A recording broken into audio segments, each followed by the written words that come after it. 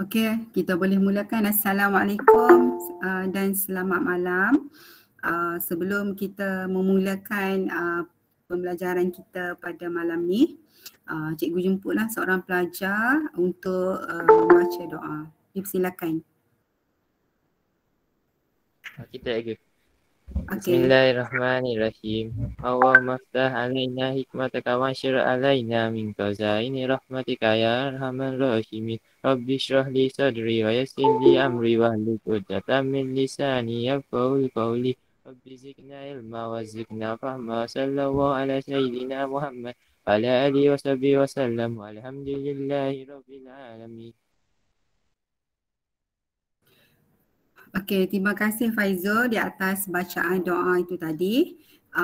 Jadi untuk malam ni, cikgu harap pelajar dah ada bahan bersama untuk set soalan. Kita bincang malam ni untuk bahagian B. Okey, cikgu share dulu.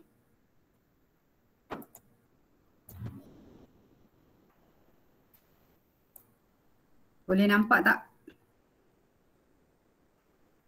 Boleh nampak? Boleh cikgu? Boleh. Okey, sekejap.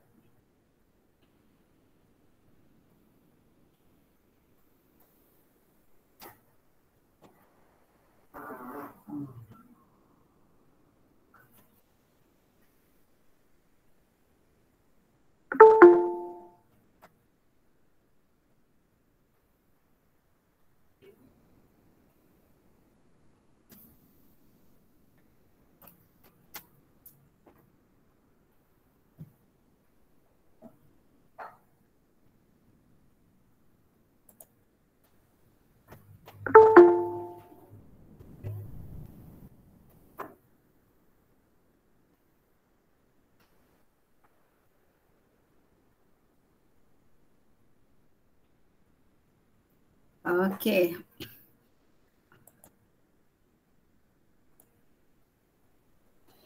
Okey, boleh dengar jelas tak suara cikgu? Boleh? Boleh. Okey. Kita sambung Boleh. untuk bahagian B. Okey, kalau untuk bahagian A, awak sudah sedia maklum, biar ingat dalam kepala soalan semua untuk SPM, KSSM berapa soalan? Awak ingat lagi tak cikgu bagi tahu hari tu berapa soalan semua? Ada berapa soalan semua? Bahagian, ada berapa bahagian lah ni? Matematik awak nak ambil SPM ni. Soalan matematik ada berapa bahagian sekarang ni yang awak tahu?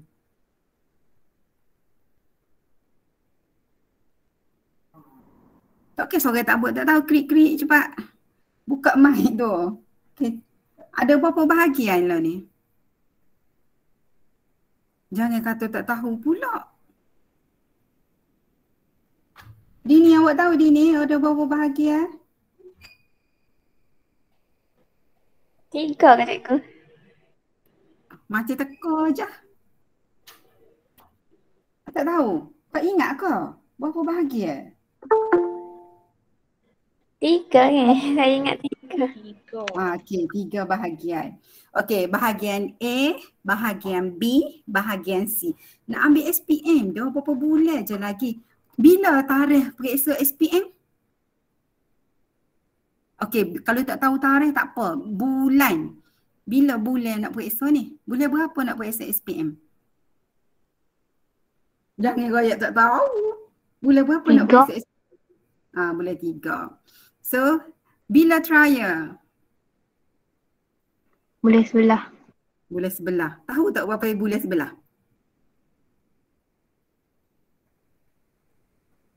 Berapa?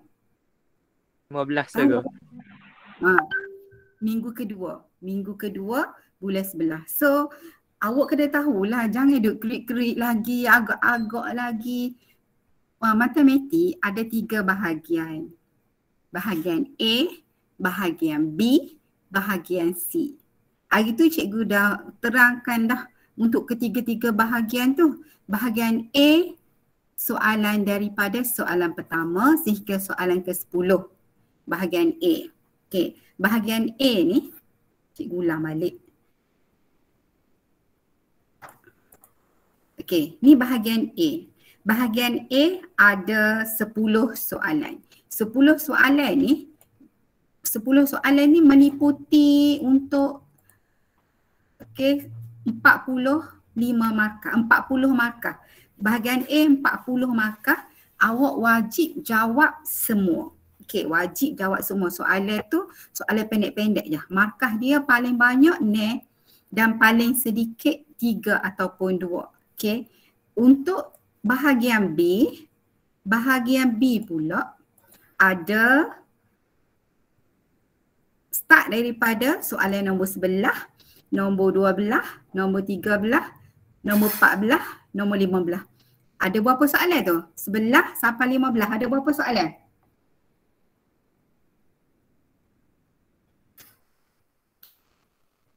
Awak dengar tak cikgu kecek?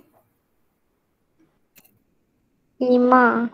Ada 5 soalan. Cikgu ingat kau tak dengar, so cikgu tanya. Tolong bagi feedback lah. Cikgu takut cikgu kecek sore ke, lain cikgu putus ke. Sial lah awak duk tunggu nanti-nanti rupa cikgu kecek sore. Okey, jadi soalan bahagian B 45 markah. Kalau awak tengok, awak bandingkan soalan bahagian A. Soalan bahagian A tu dia membawa setiap soalan tu 4 markah, 3 markah, 5 markah. Markahnya kecil-kecil. Jadi semua tu wajib jawab. Untuk bahagian B, kalau awak perasan markah dia tinggi, markah dia besar-besar, 8, 9, 10, 10. Dan bila markah dia banyak, sudah semestinya ada anak kecil-kecil. Kalau bahagian A tadi tu biasa soalan, kalau soalan bahagian A, kalaulah soalan bahagian A, kalau 1A contohnya dia tanya pasal seks. Dalam tajuk seks tu untuk nombor 1A dengan nombor 1B. Okey, nombor 1A dengan nombor 1B. Kalau nombor 1 tu tajuk seks, 1B pun dia akan jadi tajuk seks juga. Berbeza dengan soalan bahagian B. Okey, beza kalau awak tanya cikgu gapo dia beza bahagian A dengan bahagian B. Okey, untuk bahagian B, soalan dia dalam bab tu dia ada anak-anak kecil. Anak-anak kecil dan ada juga dalam anak-anak kecil tu dia boleh tanya soalan pendapat, soalan terbuka. Tu beza dia. Kalau bahagian B kena jawab semua 45 markah. Untuk bahagian C, soalan nombor 16 dan 17, setiap soalan tu 15 markah. Pilih satu daripada 2 soalan tu. Kalau ada masa jawab semua, pemeriksa akan pilih yang terbaik, markah yang terbaik.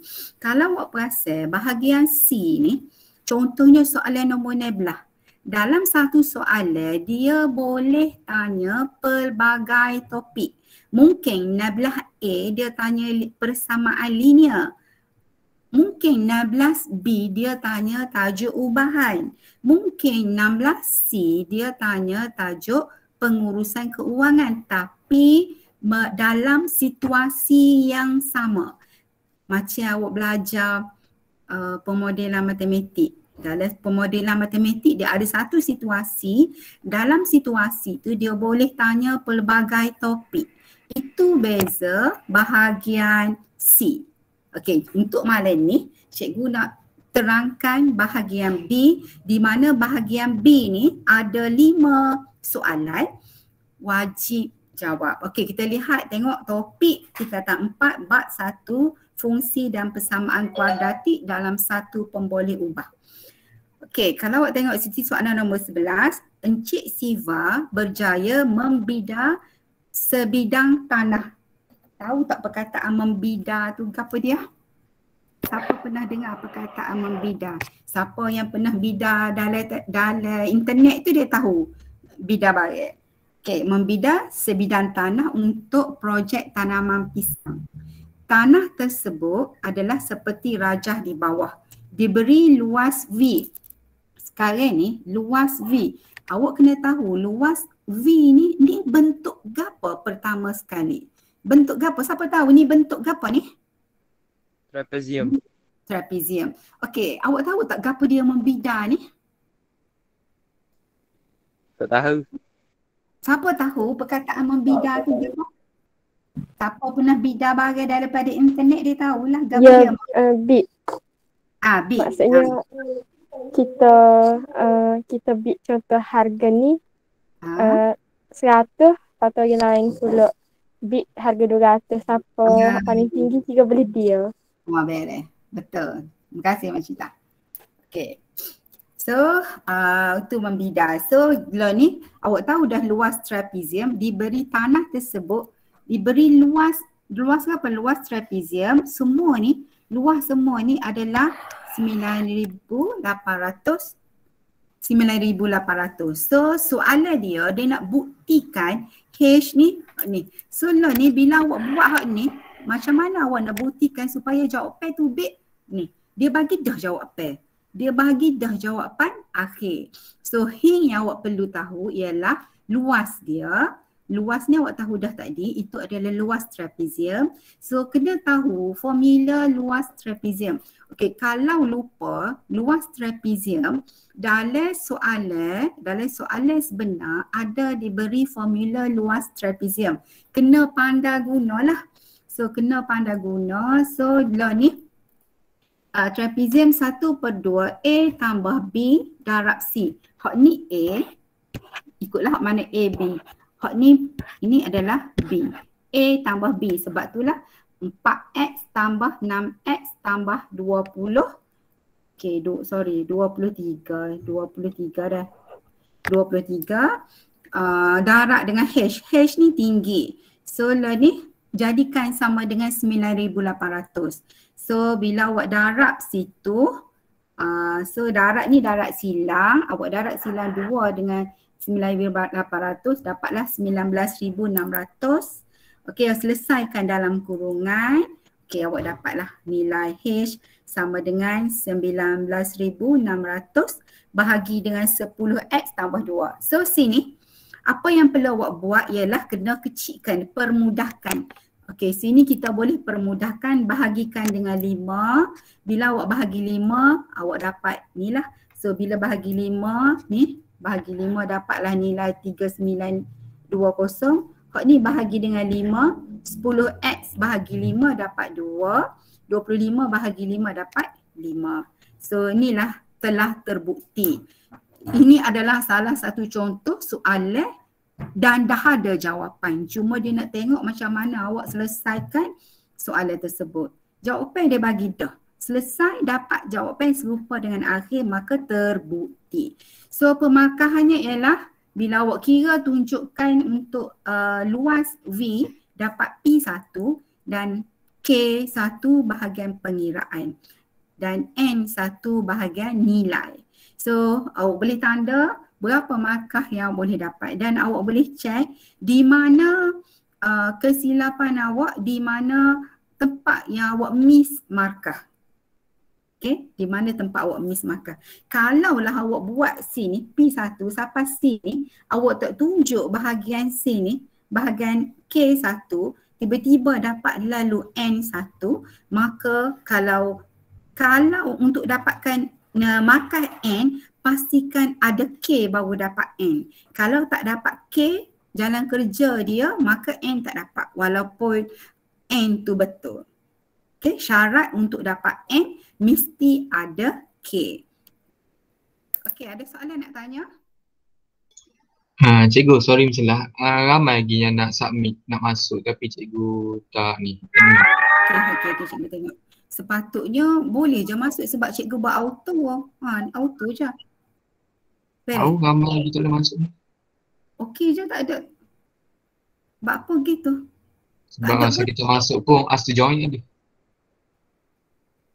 Saya tak tahu. Okey je. Tak ada. Ni okey dia masuk.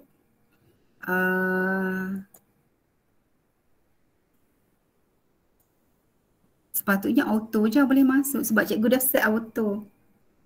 Beres? Sebab cikgu dah set auto, boleh je masuk. Okey, seterusnya kita teruskan untuk ada tadi.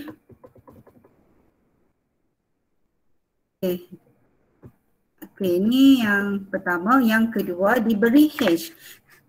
Riwayat the H sama dengan 2X tambah 19. Hitung perimeter. Bila hitung perimeter, dalam meter keseluruhan rajah itu. So, apa yang perlu awak buat ialah berbalik kepada nilai H dalam formula yang diberi tadi. Okey, awak gantikan sahaja H ni dengan nilai ni. Okey, gantikan sahaja. So, ni awak boleh darab silang. Okey, kesilapan pelajar. Apabila ada dua gini, so nak selamat awak buat tanda kurungan. Barulah selamat awak nak darab dengan 2X tambah 5. So bila awak darab tu, so awak akan dapat nilai 4X kuasa 2 tambah 10X tambah 38X tambah 95. Pindahkan 3920 jadikan sama dengan 0. Okey. Okey, satu lagi awak tekan kalkulator sampai sini. Okey, jangan lupa bila tekan kalkulator awak akan dapat jawapan. So pastikan tinggalkan ruangan kosong untuk awak buat kemudian pemfakturan. Okey, awak tinggalkan kosong kemudian masukkan. Okey, apa jadi kalaulah awak terlupa untuk letak tanda, untuk letak persamaan untuk pemfakturan sini. Katakanlah awak pergi sini, masuk sini jawapan lalu. So bila dapat sini maksudnya awak dah skip ni, maka markah untuk N awak tak dapat. Okey, markah untuk N awak tak dapat. So lah ni pastikan bila awak kira dengan kalkulator, kebanyakan pelajar bila cikgu marking excited, bila kira dengan kalkulator dapat jawapan, dia lupa untuk letak pemfakturan. Sayalah sepatutnya dia dapat markah penuh tapi dia tak dapat penuh sebab tak letak pemfakturan. Bila K tak dapat maka N pun tak dapat. Sayalah di akhir sekali walaupun jawapan betul, pemeriksa hanya tulis dilihat. Maksudnya pemeriksa hanya lihat sahaja. Pemeriksa tak bagi markah sebab untuk pemfakturan tiada pengiraan. Okey, so bila dah dapat sini, kita ambil X sama dengan 51/2. Jadi negatif ni kita abaikan sebab dia tanya pasal perimeter, pasal panjang.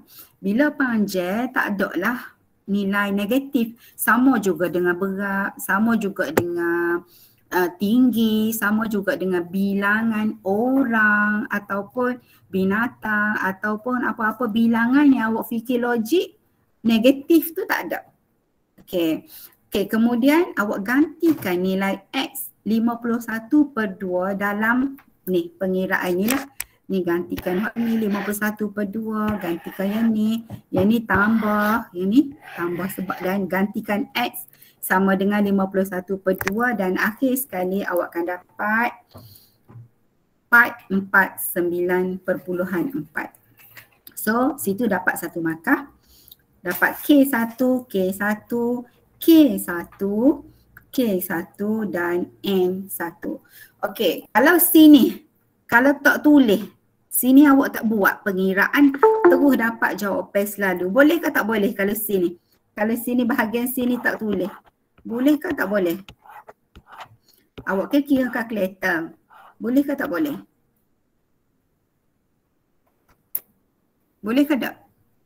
Bahagian cikgu star tu. Boleh tak? Kalau kita kasih tunjuk, kita terus dapat jawapan 449. Boleh ke tak boleh?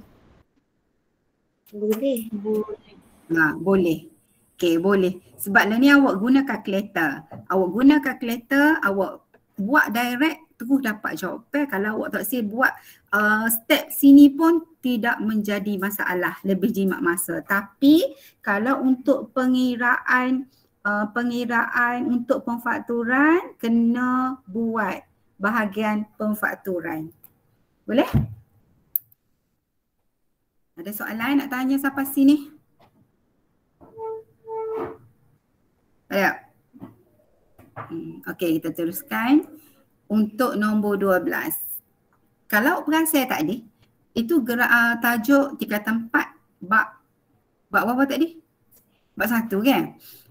Kalau 1A, 11A dengan 11B dia berkait dengan bab yang sama je. Nanti berbeza dengan bahagian C. Bahagian C dia kait banyak bab. Dalam satu soalan tu dia berkait dengan banyak bab. Okey, untuk nombor 12, saling membina satu garis lurus yang menggabungkan apa tak betul. Menggabungkan titik P, Q. Okey, Friday telah membina satu garis lurus yang menghubungkan titik R dengan S. So lah ni, dia nak bina persamaan garis lurus bagi PQ dan RS. So, dan maksudnya dua perkara yang berbeza, PQ dan RS. So, nak bina garis lurus. So, untuk bina garis lurus, Y sama dengan MX tambah C ni, benda ni kena ada lah dalam kepala. Sebabnya bila persamaan garis lurus, inilah yang paling basic sekali awak kena tahu. Sebab bila awak tak tubik perkataan Y sama dengan MX tambah C, maka awak takkan dapat lah. So, sini M tu awak kena tahu pengiraan untuk kecurunan. So, kalau tak tahu formula kecurunan, boleh rujuk formula dalam buku soalan. Soalan periksa SPM ada formula tu. Cuma kena tahu guna. So, lah ni awak kena bila tak tahu, tolong jangan tanya kawan, tengok formula sendiri. Jangan harap kesaing. Sikit-sikit PM kawan, gapo dah formula kecurunan? So tolong belajar tengok formula sendiri supaya nanti dalam periksa nanti awak tidak terkapai-kapai untuk cari nombor berapa formula tu. Sebab dia ada banyak sangat formula situ, kena membiasakan tengok formula. So kalau ingat lebih baiklah. So yang kedua nilai C. Gantikan satu titik dalam nilai Y sama dengan MX tambah C. MX tambah C. So apa yang perlu dibuat? Pertama sekali kena tahu titik P dengan titik Q. So awak gantikan Y2 tolak Y1. Bahagi dengan X2 tolak X1. Okey, kalau untuk pengiraan sini, kalau awak nak buat Y2 tolak Y1, bawah mesti X2 tolak X1. Atau awak boleh buat Y1 tolak Y2 bahagi X1 tolak X2. Kalau start dengan Y1, bawah pun kena X1. Dua-dua betul jawapan dia. Okay, so dapatlah formula kecurunan untuk PQ. Kemudian gantikan dalam persamaan. Okay, kecurunan dapat negatif 1. Okay, yang kedua untuk satu lagi gantikan nilai C. Boleh pilih mana-mana titik yang mudah. Sama ada nak pilih titik P atau titik Q, mana-mana aja di akhir sekali dapat jawapan sama. So ini adalah persamaan garis lurus. So habis dah cerita sini. Yang kedua persamaan RS. Okey, masukkan nilai dalam titik RS, awak dapatlah kecurunan 1 macam biasa. Gantikan mana-mana titik dalam persamaan untuk dapatkan nilai C. Di akhir sekali awak akan dapat Y sama dengan X tolak 4. So sinilah dapat N1. Okey, kalau awak tengok sini kenapa dia ada K1, N1 untuk PQ. Kenapa untuk RS tak ada K, terus ada N? Sebab bila untuk kemahiran, bila dia tengok untuk K yang pertama, K yang pertama dia anggap bila awak dapat cari kecurunan PQ, bila awak betul K1, dia anggap awak dah faham macam mana penggunaan kecurunan. Okey, K1 yang kedua untuk dapatkan nilai C, sini betul untuk RS awak tak dapat lagi markah, dia anggap awak dah faham konsep untuk dapatkan nilai C. Sebab itulah untuk RS nilai C tidak diberi markah. Faham tak? Jadi K1, K1, N1, N1. Okey, kalau untuk RS, syarat untuk N pastikan untuk kecurunan betul dan C betul, barulah dapat N. Kalau awak buat nombor RS ni, kalau buat direct dapat Y sama dengan X tolak N, maka awak tak tunjuk pengiraan, maka awak tak akan dapat nilai N. Jelas tak? Boleh? Ada nak tanya sampai sini? Ada nak tanya tak? Ada. Ya, cikgu. Ada. Ada orang nak Cikgu. masuk tak? Kalau ada orang nak masuk. Tak ada pun.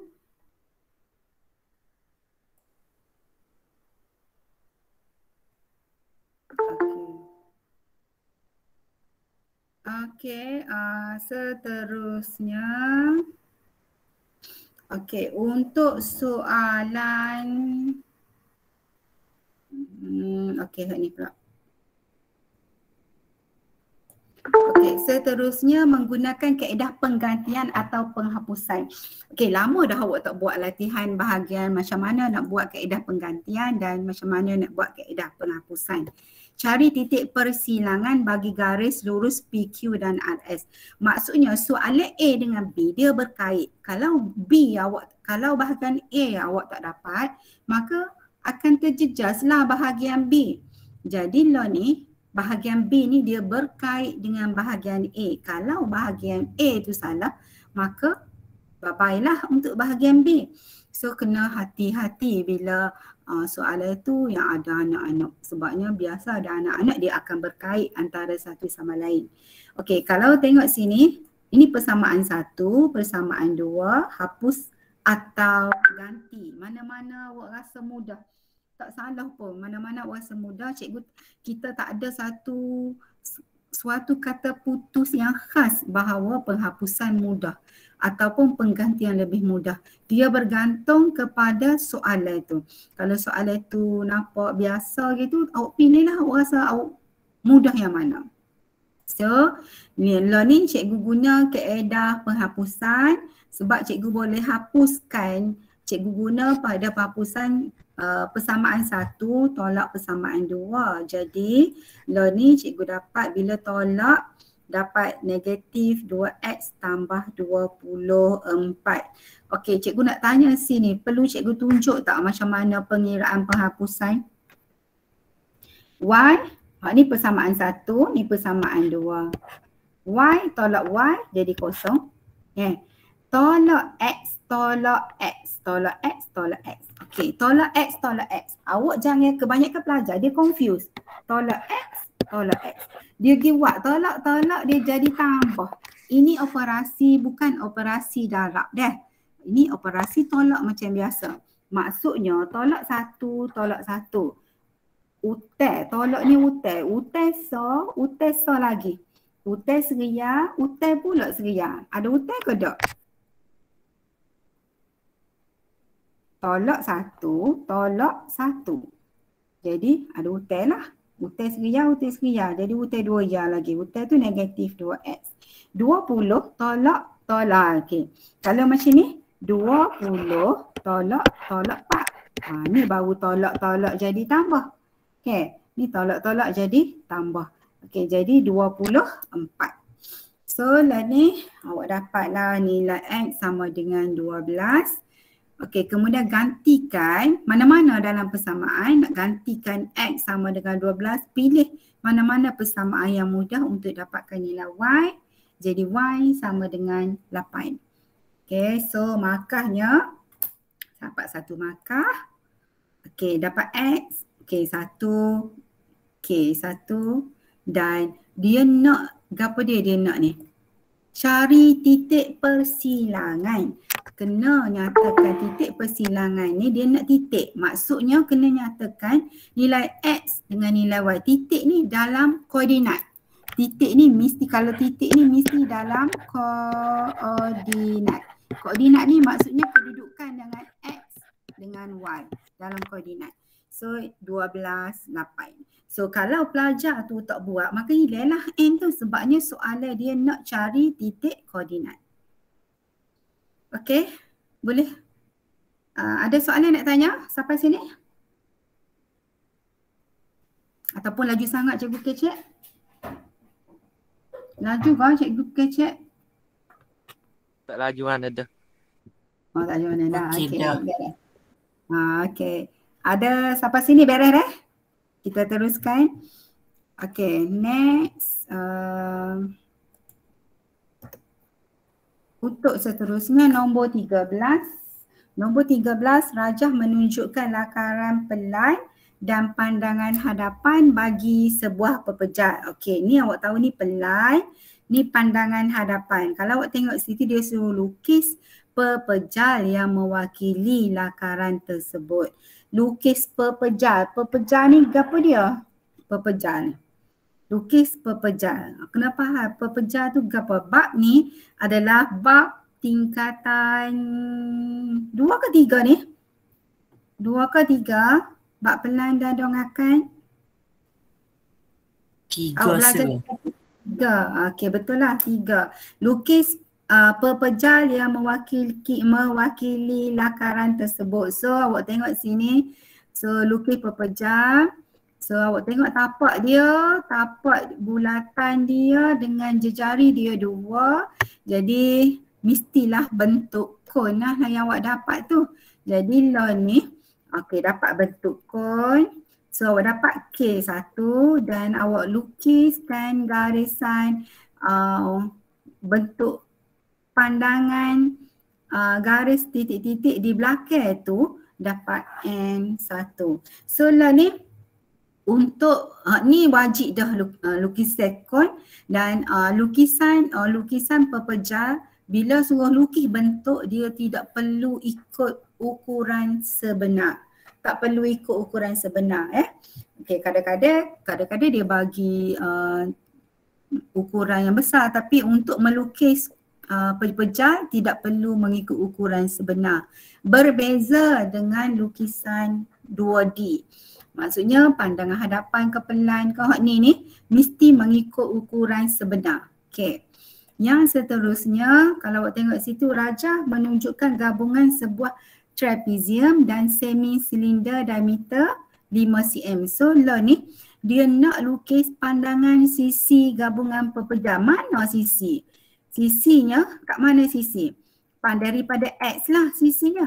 So pertama sekali awak kena lihat rajah yang paling belakang. Bila kita tengok depan ni X ni, kod X ni, bila kita tengok ni, kita tengok bila kita tolak perapat dinding, apa dia yang kita dapat? Okey, pertama kita tengok rajah yang paling ke belakang. So ini yang kedua, kita tengok balik jejari ikut silinder. Sini ni dia bagi dah silinder tu. Jadi lah ni awak tengok jejari ikut silinder, banyak tu lah yang akan keluar dia punya tinggi dia tu. Kalau awak tengok sini hak tadi 2 dengan 8. Okey, kemudian tinggi dia tu tadi dia royak dah jejak untuk silinder tadi kan 5 kan. Jadi bila separuh daripada diameter 5, so jejari dia 2.5, so panjang dia sama. Yang ketiga, dia tengok pula depan. Sebabnya kalau awak tengok ke depan sini, bentuk 2 segi 4 tepat. Di mana kalau awak tengok situ, apa yang awak dapat situ?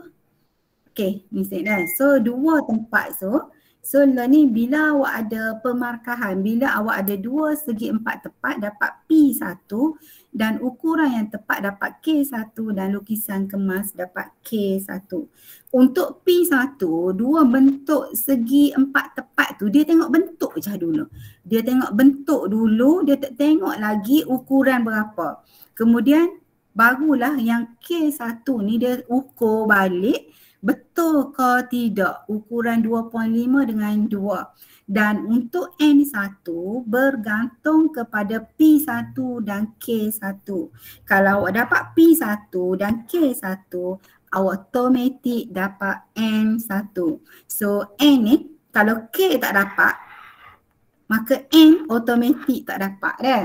Untuk tajuk pelan dan dongakan dia berkait macam tu. Kalau bentuk dia ni kalau awak lakar gini pun ada bentuk. Lakar gini dah ada bentuk. Ukuran tak lagi. So awak akan dapat. Ataupun awak lakar je.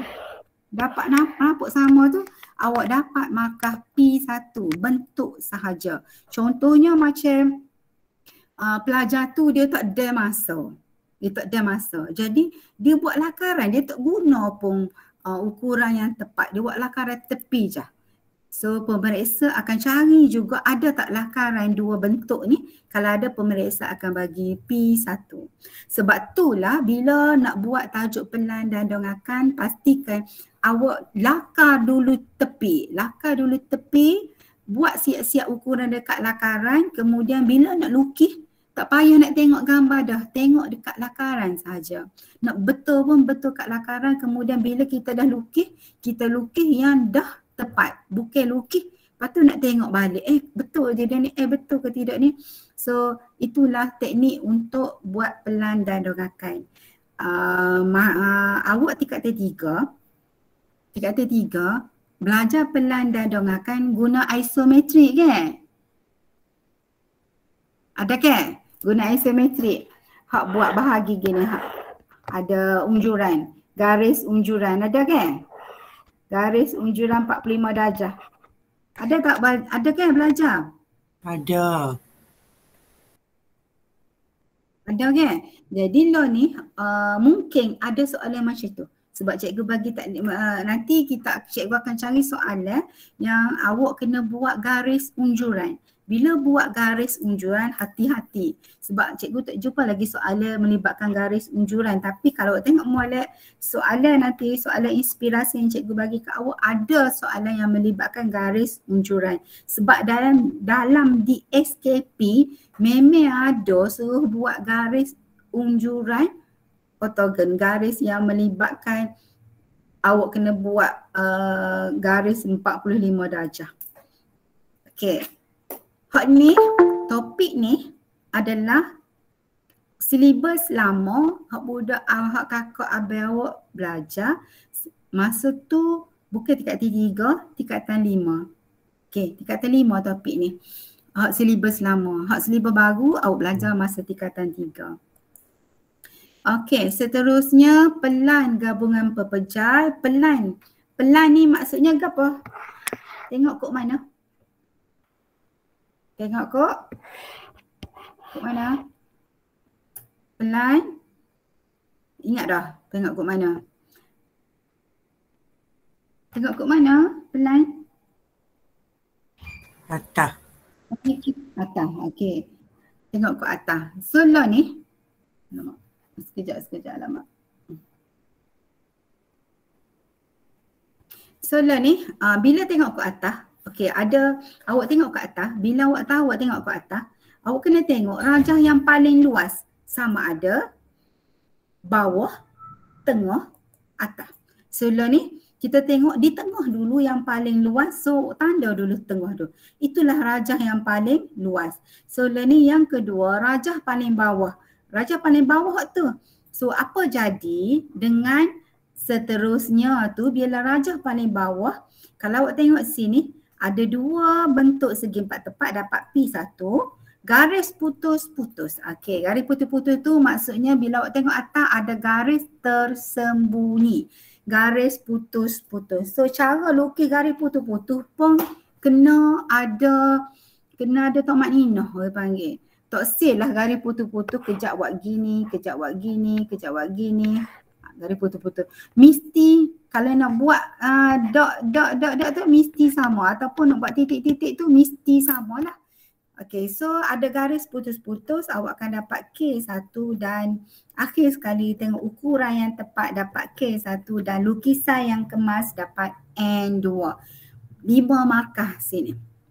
So kalau tengok sini banyak markah duduk kat lukisan yang kemas tu N2. Ukuran yang tepat tu antara ukuran ni 158 ni ukuran K1. Buat garis putus-putus dapat K1. So 5 markah situ. Nanti awak tengok balik lah berapa yang awak dapat markah.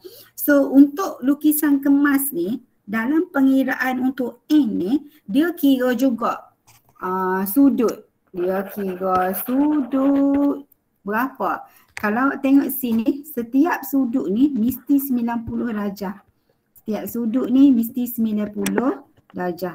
Okey, kalaulah nilai tu macam contohnya bila awak lukis, awak tersengit sikit. Mata awak nampak betul dah awak tersengit sikit.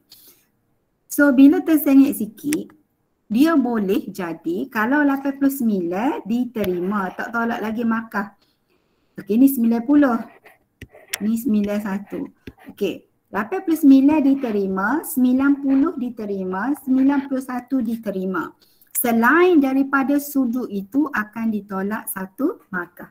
Contohnya kadang-kadang buat awak tersengit sikit, gitu kan.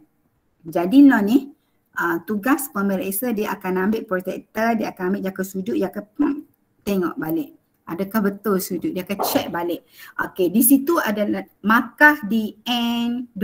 Jadi kalau awak situ sengit sikit ke, tolaklah. Dan N2 juga kalau awak tengok sini, kalau ukuran K, ukuran contohnya 1/4, 5. Kalau ada pelajar yang terlebih sikit-sikit, dia buat terlebih sikit. Okey, jadi bila terlebih sikit, dia akan kira berapa banyak lebih ni.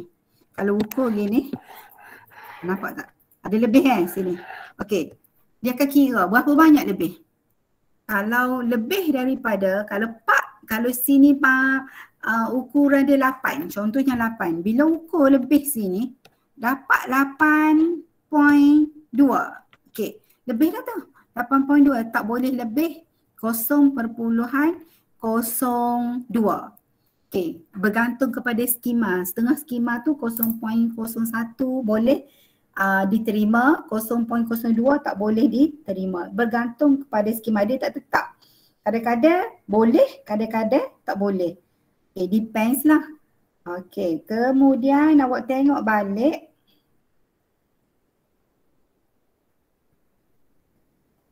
Tengok balik lukisan penuh ke tak penuh. Kadang-kadang lukis gini.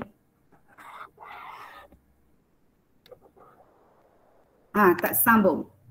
Tak sambung ni. Okay. Ni juga ditolak markah. Nampak tak sambung? Kita akan kira, pemeriksa akan kira berapa sentimeter lagi tak sambung. Ini adalah kesilapan pelajar semasa melukis pelan dan dongakan gabungan ni. So, lo ni tak sambung. So lagi yang paling ketara bila pelajar lukis, dia tahu dah sini 1 dengan 4. Pelajar tahu dah, bila tahu dah 1 dengan 4 ni, sebab daripada lakaran kita dah tahu dah 1 dengan 4. Bila pelajar nak lukis, tips dia jangan ambil 1, ukur 1 tanda. Lepas tu ukur 4 tanda, jangan. Ambil 1 dengan 4 ni 5, ambil pembaris 1 dengan 4, 5 straight. Dekat pembaris tu tanda gini. Jangan buat 1, buat petok dulu, ukur petok dulu, garis dulu, okey 1. Lepas tu 4 pula, okey ni tak boleh, ni ada garisan, orang panggil garisan join. Titik join ni penyambungan, titik penyambungan antara 1 dengan 4. Bila nak lukis, 5 lalu, letak pembaris 5, tanda selalu sini 1. Okey, itu adalah perkara-perkara yang menyebabkan pelajar hilang markah dalam N2. Banyak ni N2 ni. So kena tengok balik lah. So bila lukis untuk pelan ke, pandangan hadapan, pandangan sisi, perkara ini amat dititik beratkan. Sebab apa? Sebab bila awak belajar, benda ni dia nak, contohnya awak nak bina bangunan. Bila nak bina bangunan, dia mesti exactly tepat. Kalau tidak, bangunan tu utuh lah. Sebab itulah ukuran dia amat dititik beratkan. Tak boleh miss sikit pun. Jadi itulah yang menyebabkan bila buat retak lah bangunan. Jadi struktur bangunan tu dia tak kuat sebab ukuran yang salah. Di situlah peranan pelukis pelan untuk melukis dengan ukuran yang tepat. Okay, next nombor 14. Okey, nombor 14 ni adalah plot kotak yang menunjukkan jisim bagi 15 orang peserta. Okey, untuk plot kotak ni, apa yang awak kena tahu? Apa dia yang awak tahu dalam plot kotak ni? Kena tahu ini adalah nilai minimum. Yang ini adalah nilai maksimum. Bila plot kotak ni adalah kuartil 1 dan ini adalah kuartil 3 dan di tengah ni ialah median, tengah-tengah. So kena tahu peranan plot kotak. Dalam peranan plot kotak ni awak kena tahu ada nilai pencilan ataupun tidak. Okey, nilai pencilan tu nanti ada masa nanti cikgu akan terangkan kalau dia. Okey, untuk nilai pencilan data tu. Okey, kalau tengok sini awak dah tahu, kemudian jawablah soalan kuartil pertama, kuartil median, kuartil ketiga, nilai maksimum, jumlah antara kuartil iaitu kuartil 3, kuartil 3 tolak kuartil 1. Maksudnya 75 tolak dengan 55 dapat 20. Okey, yang kedua, data menunjukkan skor markah bagi 7 orang pemanah dalam satu latihan. Hitung sisihan piawai bagi skor pemanah tersebut jika seorang lagi pemanah dengan skor 8 menyertai latihan tersebut. Okey, sini kalau awak tengok sini, kena tahu apa dia formula sisihan piawai. Okey, formula sisihan piawai kalau dalam buku soalan ada diberi. So kena tengok formula sisihan piawai. So untuk siapa sini tak ada lagi formula dia. Kalau tak ada, cikgu boleh bagi formula supaya awak, sebab formula tu sama dengan SPM. Hak tu lah juga formula tu akan digunakan dalam SPM. Dalam soalan SPM tu, 4 muka surat tu formula saja tepat. Okay, 4 muka surat tu formula saja tepat. Jadi kena pandai guna. Jadi kena tahu guna untuk pengiraan sisihan piawai. Pertama sekali awak kena tahu dalam data ni adakah data terkumpul ataupun tidak. So kalau awak salah pilih formula data terkumpul, salahlah jadi walaupun formula tu betul. So lah ni awak dapat mean. Kenapa cari mean? Sebab daripada formula tu awak tahu apa dia nak cari. So lah ni dapat mean 7.75 sebab awak masukkan data 8 ni. Jadi automatik 1, 2, 3, 4, 5, 6, 7 tambah satu lagi data jadi 8 data. So dapatlah mean 7.75. Okay, dapat K1. Kemudian masih lagi soalan yang sama sebab dia nak cari sisihan piawai. So lah ni kita cari mean dulu sebab formula dia mesti kena dapatkan nilai mean. Sebab tu kita cari mean. Okay, kemudian nilai data tu, okay, dapat K1 dan sisihan piawai punca 1.4375. Okay, sini untuk buat sisihan piawai pastikan 4 angka bererti. 4 angka bererti dan 4 tempat titik perpuluhan. Okey, 4 tempat titik perpuluhan untuk sisihan piawai dan bila awak dah selesaikan sisihan piawai awak akan dapat 1.199 barulah 4 angka bererti. 4 angka bererti. Jawapan dalam 4 angka bererti untuk sisihan piawai.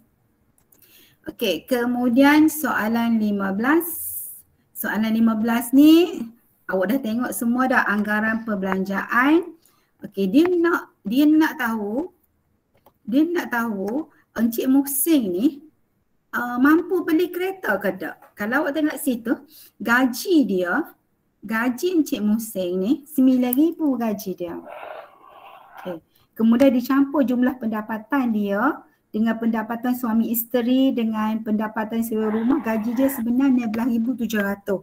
Dan di akhir sekali, dia ada lebihan pendapatan bulanan. Maksudnya daripada gaji 12,700, dia ada lebihan 2,680.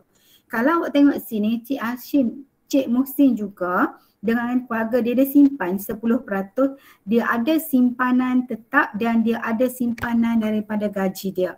Ni simpanan dia sebulan. Jadi banyak dah duit dia. Jadi daripada sini ni duit dia juga.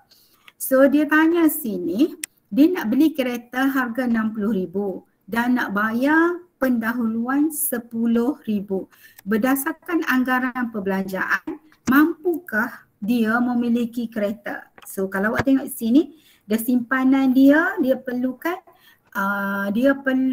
duit pendahuluan RM10,000, dia bahagikan dengan 7 bulan.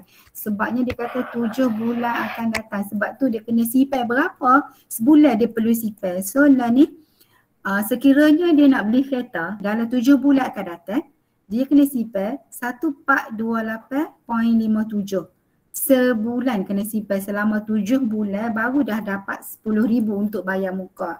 Jadi sebenarnya dia mampu membeli kereta kerana simpanan tambahan dia 1428 ni lebih daripada pendapatan, lebihan pendapatan. Hak dia lebih 2080. Jadi lebih dia boleh sipir maksudnya. Lagi simpanan tetap 10% gajinya lebih daripada apa yang diperlukan. Dan ada juga simpanan untuk kecemasan. Jadi banyak sini. So untuk sini boleh mana-mana dua alasan yang munasabah.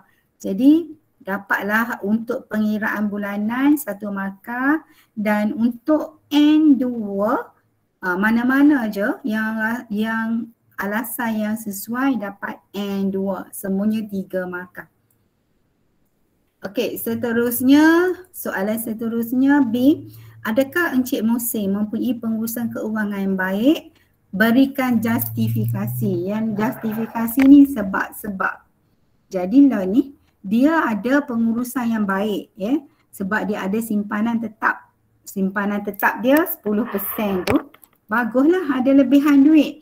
Jadi dia ada dana kecemasan ni. Dana kecemasan dia 500. Jadi lagi dia mempunyai lebihan keuangan ni. Lebih lagi duit dia 2680. Jadi lah ni ada lagi dia ambil perlindungan premium insurance. Baguslah sebab dia ambil 500. Ada lagi. Jadi dia mempunyai pengurusan keuangan yang baik. So pemarkahan dia ni adalah P3, maksudnya pengetahuan awak dari segi penilaian awak berdasarkan dia punya anggaran perbelanjaan dan aliran wang tunai dapat P3. Bila awak tengok sebab situ, bila awak tengok justifikasi 3 markah ni maksudnya ada 3 poin lah. Jangan duk buat 3 markah ni 3 poin. So sini dia bagi pak, so mana-mana yang munasabah diterima. Okey, yang seterusnya Encik Muhsin dikatakan mengamalkan kaedah SMART.